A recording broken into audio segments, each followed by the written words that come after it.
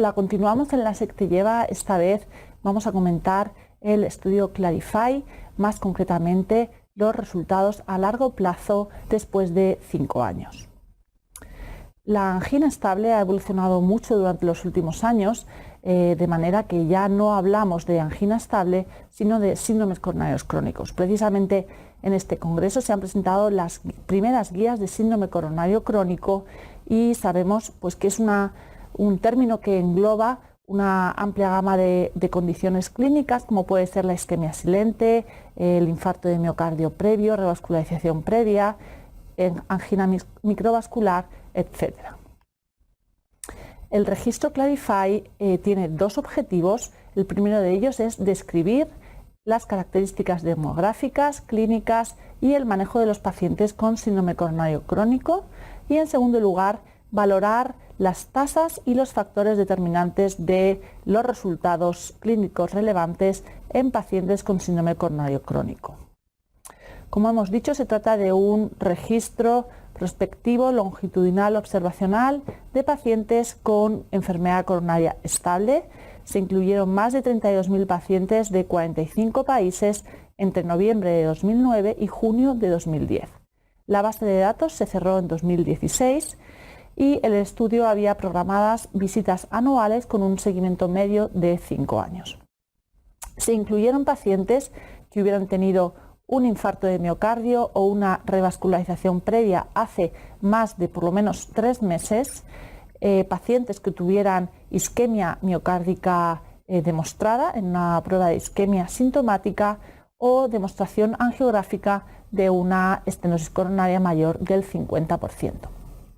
En esta tabla podemos ver algunas de las características basales. Vemos que la edad media fue 64 años, 77% fueron hombres y vemos que había, como es lógico, una importante carga de factores de riesgo cardiovascular. En la historia médica pasada vemos que el 60% de los pacientes había tenido un infarto previo y casi también el 59% de los pacientes una revascularización previa percutánea. Además, casi el 24% había tenido una revascularización quirúrgica. Llama la atención, sin embargo, que a pesar de tratarse de un estudio de angina estable, solamente el 22% tenían angina al enrolarse en el estudio.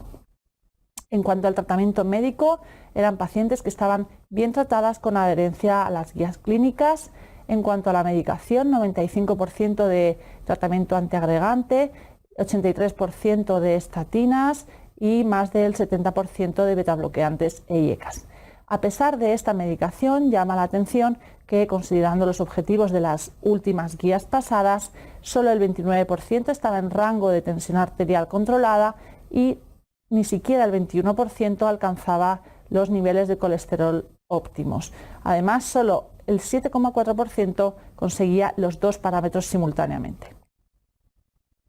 En cuanto a los objetivos primarios y secundarios, se cumplió el objetivo primario de muerte cardiovascular e infarto no fatal en un 8%, lo cual supone 1,7 eventos por 100 pacientes año. La muerte cardiovascular fue 5,5% y la muerte por cualquier causa 8,5%. Estos datos son significativamente menores que los descritos en otros registros previos. Se analizaron también una serie de factores posiblemente predictores del objetivo primario. Aquí los tenemos, entre ellos los más relevantes padecen pues, tabaquismo activo, insuficiencia cardíaca o historia de infarto de miocardio. En el único subanálisis preespecificado en el protocolo del estudio, se diferenció en la incidencia del objetivo primario de muerte cardiovascular e infarto entre aquellos pacientes que habían tenido un infarto previo o sin infarto. Y se vio que la incidencia del objetivo primario era significativamente mayor entre aquellos que habían tenido un infarto, sería la curva roja frente a la curva azul. Pero es que además, si estratificamos según entre los pacientes que tenían angina o no angina, solamente la angina confirió un peor pronóstico en el caso de haber sufrido un infarto previo. Entre las limitaciones del estudio podemos mencionar que, aunque incluye 45 países con el objetivo de ser multinacional y representativo de todo el mundo, no incluyó Estados Unidos, un país tan importante, y de África solamente incluyó Sudáfrica. Una limitación importante es que la mayoría de los pacientes presentaban un infarto previo, por lo tanto, más que hablar de pacientes con síndrome coronario crónico, casi podríamos hablar de pacientes posinfarto. Solamente el 22%, como hemos mencionado, tenía angina, lo cual llama la atención si estamos hablando de angina estable.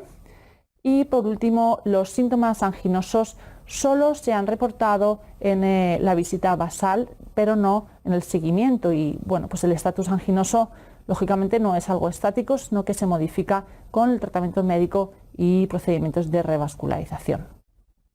Como conclusión, la incidencia de muerte cardiovascular e infarto fue de 1,7% pacientes año, menor que la descrita en otros registros. La angina fue un parámetro pronóstico solamente entre los pacientes con infarto previo, y los pacientes con angina e infarto previo parecen constituir un grupo de riesgo aumentado en los que debemos optimizar al máximo la medicación y los objetivos terapéuticos. Muchas gracias por vuestra atención.